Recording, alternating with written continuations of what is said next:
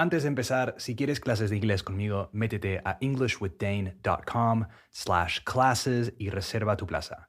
For this course, hay clases en grupos reducidos de 4 personas max y para alumnos de nivel intermedio 1 e intermedio 2. So, ya sabes, métete a englishwithdane.com/classes y disfruta de clases semanales muy dinámicas, prácticas y diseñadas para que mejores de manera rápida y eficiente. Hey, what's up? What's going on? Welcome to English with Dane, a podcast designed to improve your English.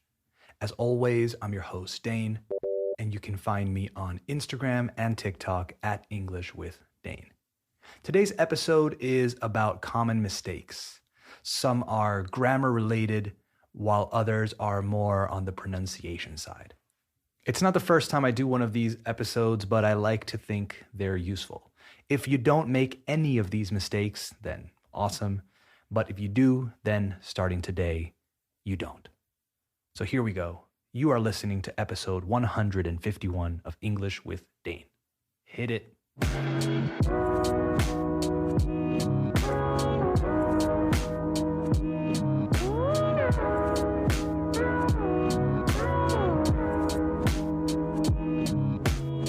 Okay, we have officially started the show, so let's talk common mistakes. Here are some that I've noticed recently in my classes and just in general. The first one is one that I'm sure I've talked about before, but it has to do with word order.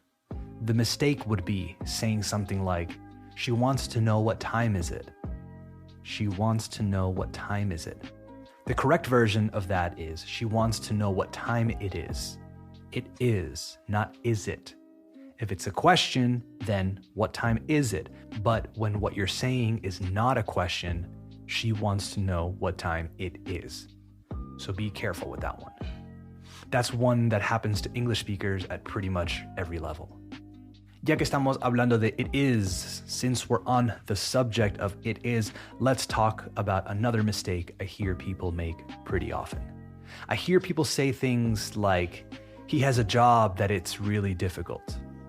That it's really difficult. In this case, it should just be is. He has a job that is really difficult. We don't need that it there, mentioning his job again. Maybe this mistake sounds a bit simple to you, but I promise there are a lot of people that make it, including a teacher I had at university. I couldn't believe it. She taught syntax, and while she was very good at syntax, she was not good at English. Just thought I'd share that. Moving on to our next common mistake. When using short answers, people will often answer with the verb they heard, instead of the question word, let's say. What do I mean? So if someone asks, "Hey, do you have any questions?" The incorrect answer is, "Yes, I have." What you want to say is, "Yes, I do." The answer is in the question. Can you sing that song? Yes, I can. Were you at dinner with them last night? Yes, I was, etc. Next common mistake, mispronouncing the J. So I'm working on a project versus I'm working on a project. This one is classic, and I think it happens because it's not a super common sound in Spanish. Correct me if I'm wrong, but in my mind, we don't use that sound very much.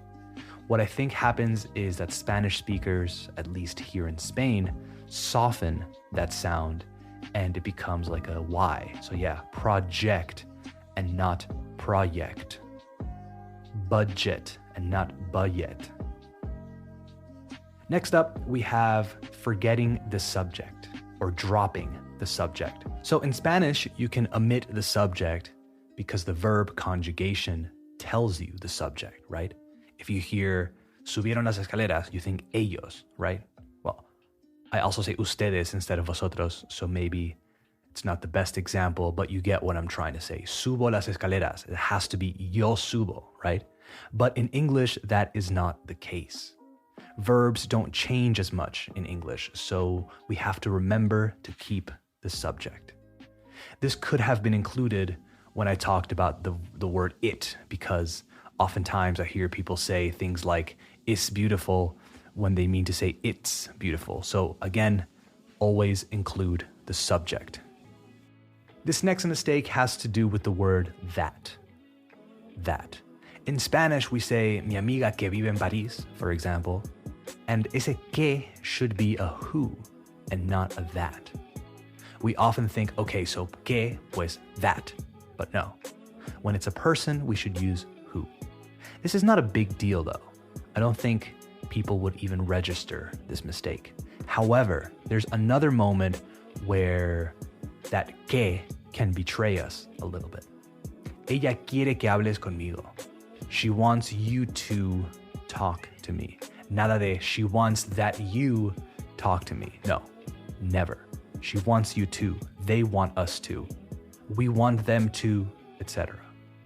This one happens a lot when people are translating in their head, which, like I've said many times, is normal, so don't stress too much about doing it. I have two more. Third person S. This is maybe the thing I correct the most when teaching.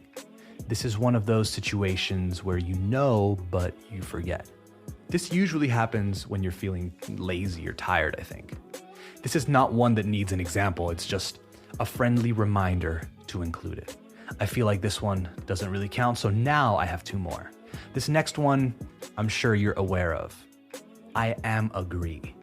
Nope. I agree. Or if you want something for a more formal situation, I am in agreement with whatever. I am in agreement with whatever. Never I am agree. I know it's yo estoy de acuerdo, but we don't need that in English. So keep that in mind. I agree, I agree, I agree. For this last one, I'm going the route of pronunciation again. I want to quickly talk about that es sound before words that start with S and are directly followed by a consonant. Like the word Spain, for instance. Es Spain, es sports, es scary. Now, you know my stance on accents, and you also know that I don't mind these things, but I know a lot of you do. If you want to stop adding that eh sound before the S, you're going to have to practice linking words together, and you'll also have to slow things down. Not slow things down, but slow things down. What I mean is start slow, not start slow, and then speed up. Once you get used to it, you'll be able to say these words in a faster context. Also, what I mean by linking words is pretending like that S from the next word actually belongs, en realidad pertenece, actually belongs to the previous word. So he lives in Spain turns into, se convierte en, turns into, he lives in Spain.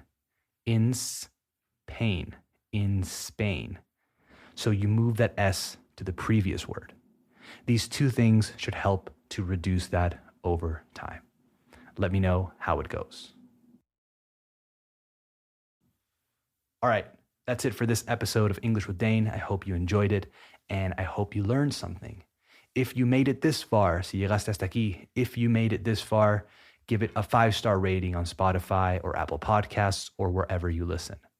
If you want transcripts for all future episodes so you don't miss a word, go to englishwithdane.com/transcripts and sign up to the listener list. You'll receive full transcripts for new episodes on the same day as they come out.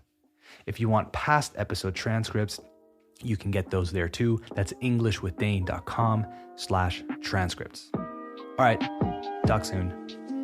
Later.